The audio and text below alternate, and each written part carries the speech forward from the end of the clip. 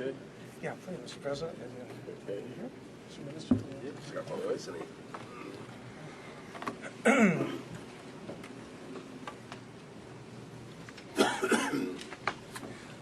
Sorry for being just a couple of minutes late. Lee Hamilton was receiving us upstairs and welcoming this distinguished delegation from Somaliland this afternoon now.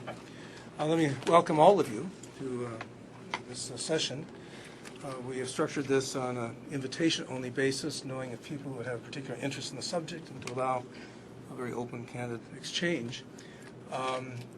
Somaliland is really occupies a very unique position in Africa at this point in time as not yet achieving full diplomatic recognition, but having some rather remarkable success in building a constitutional democracy within the country. And in beginning now to establish increasingly a more open set of relationships, if not formally constituting recognition. Nonetheless, from the African Union to the European Union to the United States and others, there are increasingly high-level contacts that are taking place. And so we are but it's also fair to say, as the President was observing to Lee Hamilton a moment ago, Somaliland is not a subject that is well known to most Americans. There isn't that much attention, that much visibility.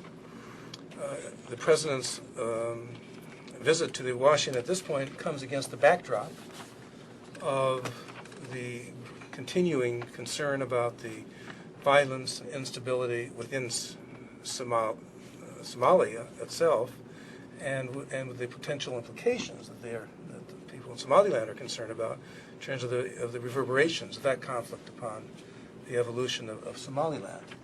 So I'm not going. Let me just, by way of offering and find my notes, a brief introduction of our guest, which I don't have my real. In a moment, I'm going to ask you to introduce yourself. I wanted to say something about your background. The President has been involved in a variety of roles over the years in different government capacities, both on the development side and the intelligence side. Was the Vice President of Somalia at the time. Somaliland, rather. At the time of the death of the President. And so moved into the presidency initially on an interim basis, and then 8 months later was elected in his own right. As he will describe, the country is governed by a system very similar to that of the United States, with a two-house parliament consisting of both an assembly and the House of Elders, both bodies, 82 and 86 in number.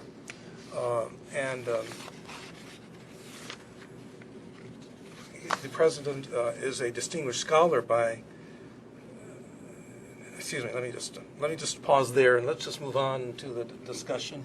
And if there's some key elements of your background that I have left out, please feel free to offer them up.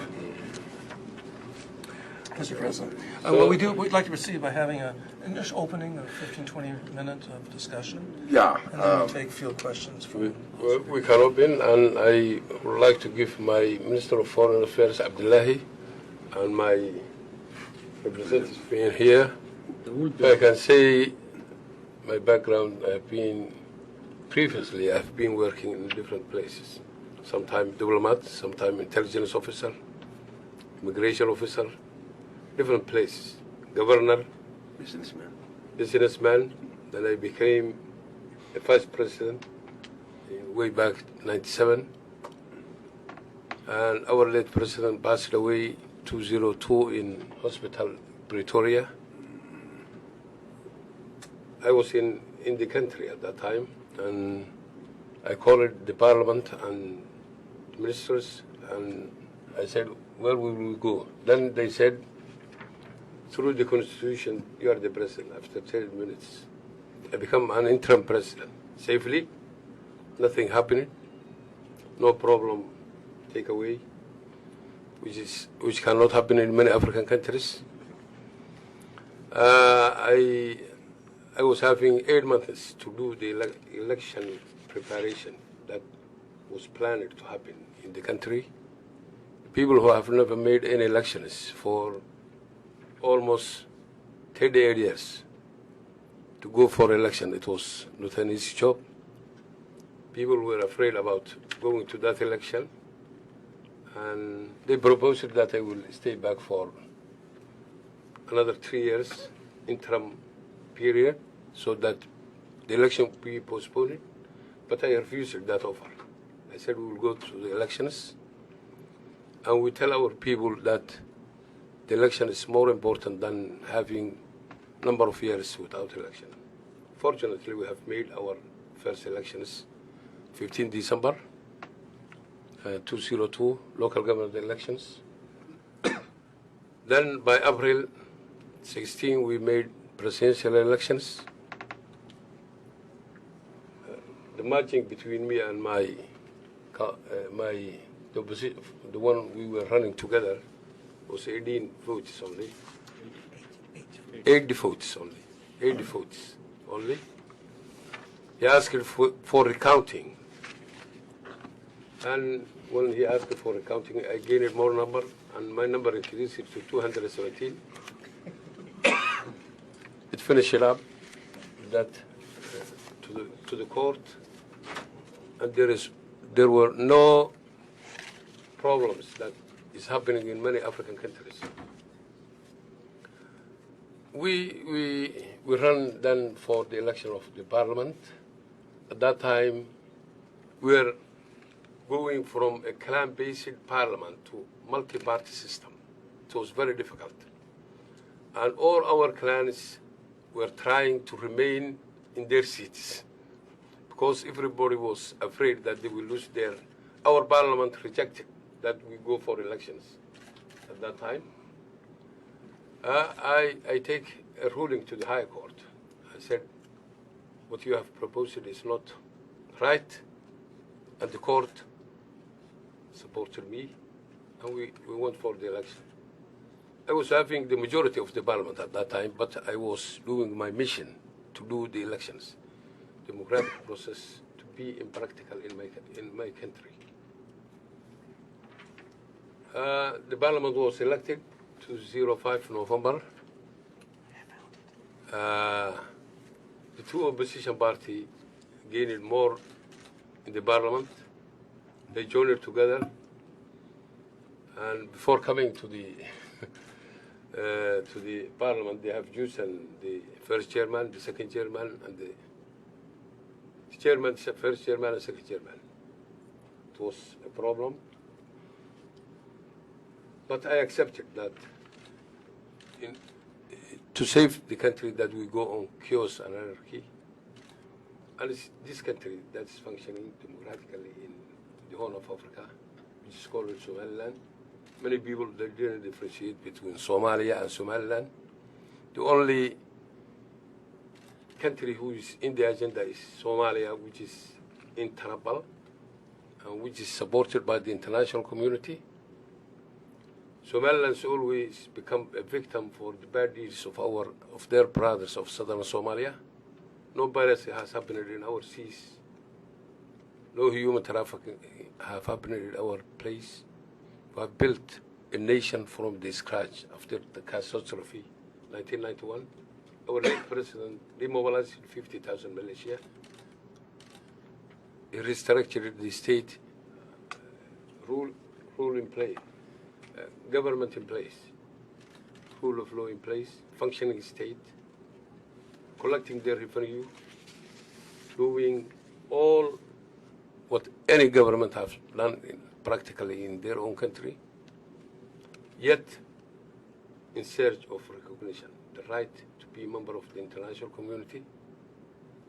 Unfortunately, the other part who failed to function is part of the international community. And that's why we are coming here and elsewhere to appeal that we get our rights to be a member of the international community. We have made a contact with the African Union, and we confessed the Commission of the African Union to send a fact-finding mission to our country in 2005. And they made a declaration: Somaliland be recognized, it will not be will not open Pandora box to Africa. They will go just to the boundaries that we have gained during our independence. And we have gained independence prior to the other part of Somalia, 5 days ahead. At that time, the reason that we united was to bring 5 Somalis together, including Djibouti, which is now a republic, the 5th region of Ethiopia, North Frontier District of Kenya, and that idea doesn't work. We went with wars with Ethiopia, adventures, and a lot of problems. And when the country was collapsed in way back 1991, we started to withdraw from that union. So, in short, this is a brief history of Somaliland, and we are seeking our recognition. I didn't see anywhere that we are lacking any legal means to be a country, but it's only a political. What we are facing is a political problem that is against our recognition. I will leave the remaining for my group. Great. Thank you very much. I have many questions. There are people around the table that are been very well versed in the Horn generally over many years. Ambassador David Shin, Ambassador Mark Bellamy, Dick McCall, who's worked in the region, Principal African Advisor for USAID, who you may know previously, and others around this table. So let's open it up and take whatever questions are. David? You know, if I could sort of move us into the future a bit, you have elections coming up in August of this year, I believe. One, I assume you are running for president again in August. If you could clarify that, I would appreciate it. Yes. But more importantly, could you comment on sort of how you see the process for the run-up to these elections? How is it going? Are you satisfied that these are going to be good elections and that there are a lot of efforts underway to ensure the election goes well, and that perhaps some of the issues that came up in 2003 could be avoided? Yeah, because now we have introduced voter registration. We didn't use for the first 3 elections. Now we introduce voter registration so that no fraud can happen in our election, in upcoming elections. So we are planning, and the EU are in support of that, and we have requested your administration also to support that issue while we were here. So we hope the forthcoming elections will be better, transparent than it was before. Can I just add? Dick? The other thing, Interpeace is heavily involved, particularly with the Electoral Commission, and the feedback I get is that it's going very well in strengthening the capacity to run these elections. So, just what Actually, the purpose, as Dr. Wolby said here, that we would like to have here today is just to have a free-floating discussion about what's happening in the region, not only in Somaliland and Somalia, and also to look into issues that have a clear impact on the development and peace and prosperity in the region. What is the situation in Somalia? Where to go? What is the way out? Where is that going to lead the people of Somalia? That's the former Italian colony of Somalia. Where is that? What's their fate? What kind of impact what's going on right now in that place would have on the regional stability? It's a very, very, very turbulent region, and the situation there. What kind of impact that would have on Somaliland's stability? I mean, what is the policy that the United States of America should have, or one could recommend?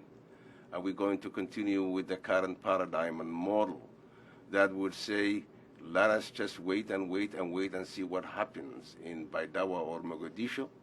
Or somebody will just say, well, there is an end to that because that will have negative impact on the region, and therefore we have to swallow a new pill. What's that pill? Is it recognizing Somaliland and using it, as a springing board to bring about peace in that former Italian colony of Somalia. This is the kind of a free-floating discussion, really, we wanted to have here today. So please participate and see what you can say. Well, maybe a little bit along those lines. Somaliland is not a sovereign state. Part of the purpose of your visit is to change that. Or is not recognized as a sovereign state. Part of the purpose of your visit is to change that. But de facto, Somaliland has to function as with the attributes of sovereignty, and that includes managing your relations with your neighbors. And I wonder if you would comment a little bit on your relationship with some of your principal neighbors. I'm thinking of Somaliland's relations with Ethiopia, and talk a little bit too, if you could, about Somaliland's relations with Puntland, your neighbor to the east. I would like to, first of all, we welcome this opportunity and we highly appreciate what you have done.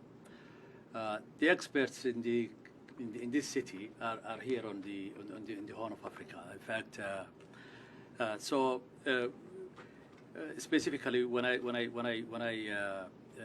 answered this question, our relationship with Ethiopia, Somaliland has played a significant role in the regional geopolitical stability.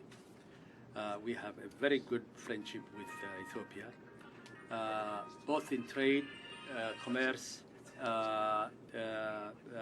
security issues, cross-border issues. So we have got a very, very good relationship with Ethiopia. It's been progressing.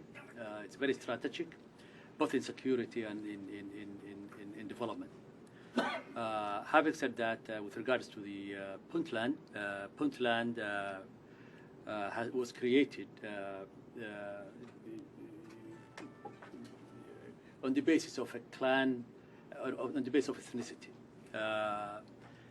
We consider that a very, very serious problem not only to the region, but to Africa in large, because you have clans all over the places. For example, what used to be called Macertania, where the Italian Somalia, before the Italian Somalia, southern Somalia, that is where Puntland is. So it's one clan and nothing but one clan. There are clans from that area that live also in Somaliland, within the former British protectorate boundaries. In addition to that, there are also clans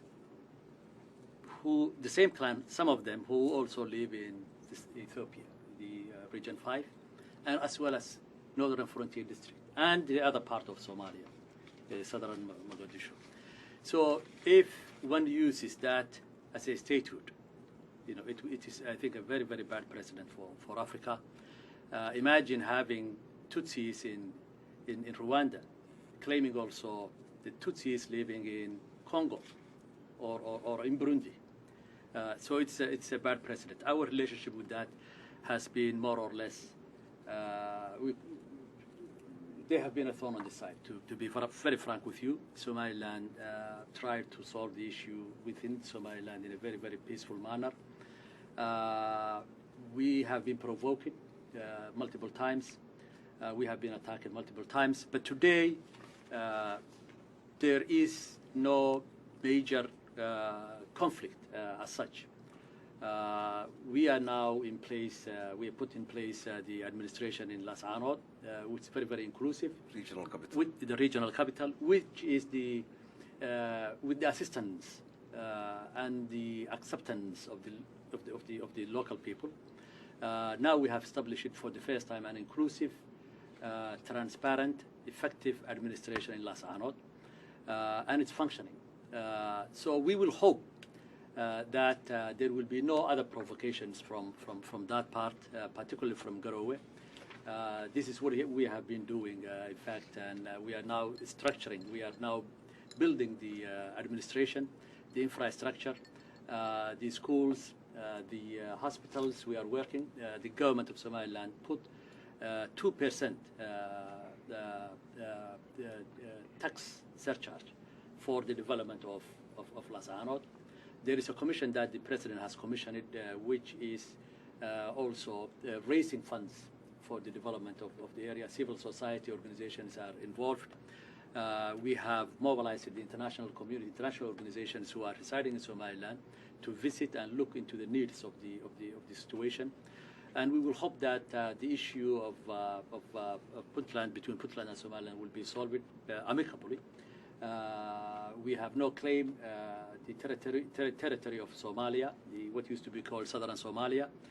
We will spread our administration peacefully, effectively, inclusively, with the assistance of the people, and this is the understanding that is now prevailing. I can say in few words, it's the extension of the problem of southern Somalia, this Puntland. It's nothing more than that. Their projection of problem towards Somaliland is part of that. Because the man who created Puntland is Abdullah Yusuf, and it's now the interim president. And it's a clan-based administration which have no history. The history between the Somali Republic was Somaliland and Somalia. There is no other history. All others is a creation in between that. The downfall, after the catastrophe has happened, you hear the central regions, you hear Bai and Bakol, many names came out of it. But the historical background between these two countries is Somaliland and Somalia. Others are projections that have come out after the catastrophe happened by 1991. And now, as the minister said, we have extended our administration way back as Anod. We'll be going to our borders peacefully. We are not ready to provoke in that area, in Garowe or Bosaso. We are just going to our borders peacefully. We would like to have good relations with our neighbors, whether they are Somalia or Ethiopia or Djibouti, because we cannot choose our neighbors, but we can choose how we will live with our neighbors. We are trying from our side that we will always try to live peacefully with our neighbors, and I hope we will overcome this. We have been tolerant for many years. Does not the issue of Puntland get caught up in the broader question of whether or not the international community chooses to recognize Somaliland? Because isn't this part and parcel of the broader concern that to recognize Somaliland might lead to further demands for other kinds of repartitioning or fragmentation of other states where you have these ethnic overlays? Now, you've made a case that historically you had independence. You were part of you existed prior to the union. Yes, indeed. Between the British and Italian. 5 days ahead. 5 days ahead. But is that, I mean, I assume that is the principle remaining as the international community looks at it. The African Union, in particular, I'm thinking, that's got to be still their preoccupation, is it not? But I notice also that the African Union now seems to be making a bit more of an overture and talking about some broader form of acknowledgement of Somaliland. Can you describe what's happening in that evolution and how you deal with this broader question that to recognize Somaliland will, according to some, make more difficult the resolution of the Somali conflict and will lead to other problems? Let him take the first hit first. You see, there are contradictory views in this. There is a resolution that was passed at the OAU in 1963, and that was to stop, at the time, Somali irreditism and Somali expansionism. Because there was a claim, the union between Somaliland and what used to be called Southern Somalia was with the understanding of bringing all Somali-speaking people in Horn of Africa under one flag. That's why we have had, in those days, the 5-star blue flag. That included Djibouti, which was the former French Somaliland, the Northern Frontier District of Kenya, and also the Ogaden, so-called, now Region 5. In the constitution at the time of Somalia, the Republic, what used to be called Republic of Somalia, there was an article which said all Somali-speaking people in the Horn of Africa ought to be brought under one flag, by all means, including force. And force, we did it. 2 major wars with Ethiopia, low-intensity wars with Kenya, with the shifters. In order to stop that Somali nationalism, the OAU passed a resolution that colonial boundaries ought to be respected in Africa, in order to stop territorial ambitions of others. Now that we went back to our own colonial boundaries, and we said to the African Union, hey, we went back according to the resolution of the OAU and the subsequent executive of the African Union. So it's paradoxical, really, where, the Africans will stand. The case of Somaliland is legitimate, it's legal. As the President has stated, the Anglo-Italian treaties, the Anglo-French treaties, the Anglo-Ethiopian treaties are in place. And it will not become a precedent with regards to others. For example, you have Southern Somalia, which was always one entity, from Bosaso, from Cape Kardafi to Kismayo. That was always the case. So this will not be a precedent as far as we are concerned, and that's what the African Union has stated. The Commission, particularly, the Commission of the African Union clearly stated in their report 2005 that the case of Somaliland is very unique, and therefore it ought to be discussed and finalized. The status of Somaliland ought to be finalized.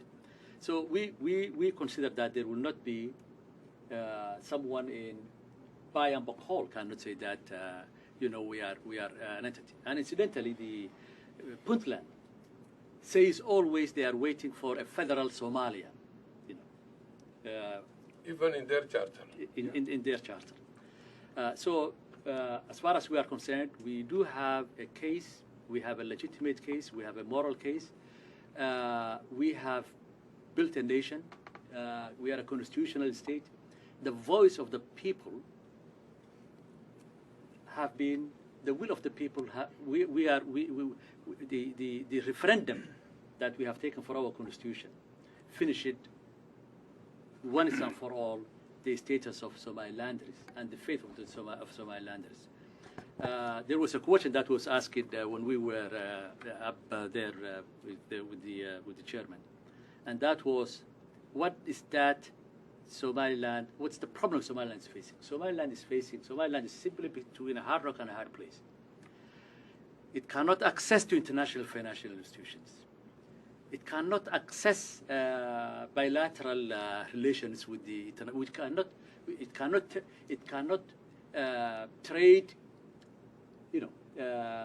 It cannot access to international financial institutions, bilateral relations, although we are a de facto state.